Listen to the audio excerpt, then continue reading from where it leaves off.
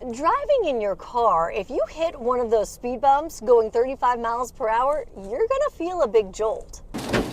Turns out if you do it while in a 10,000-pound ambulance, it can be worse. And it is kind of aggravating. For 17 years, Corey Gibson has had his hands on the wheel. You have to remember that they're big. His eyes on the road.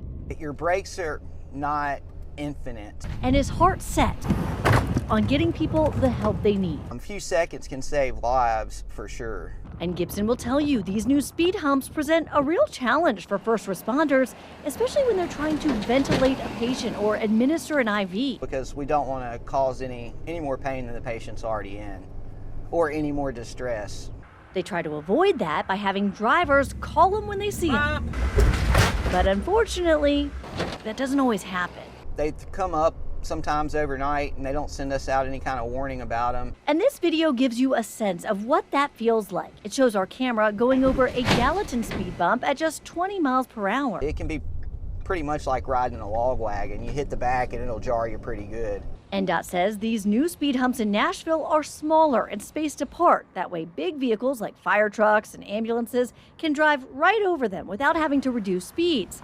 Gibson says they slow down anyway, and he says that can lead to longer response times. There's a lot of electronics in here. There's oxygen tanks. There's a lot of equipment. And if I hit one really hard, just trying to ignore it, then yeah, I can jar that equipment around and possibly even damage that equipment. Despite those concerns, Gibson says he's in favor of the new speed cushions and anything else that slows drivers down.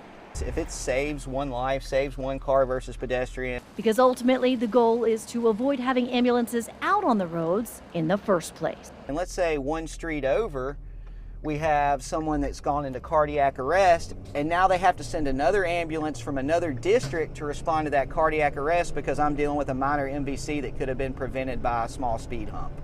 We also wanted to know about snowplows. What happens this winter if these speed bumps get covered in snow? A spokesperson for NDOT tells us their crew members are trained to work with the speed cushions and their routes are updated so that they know where they are. We're told the snow around the speed cushions will get plowed and then the cushions themselves will be treated with salt.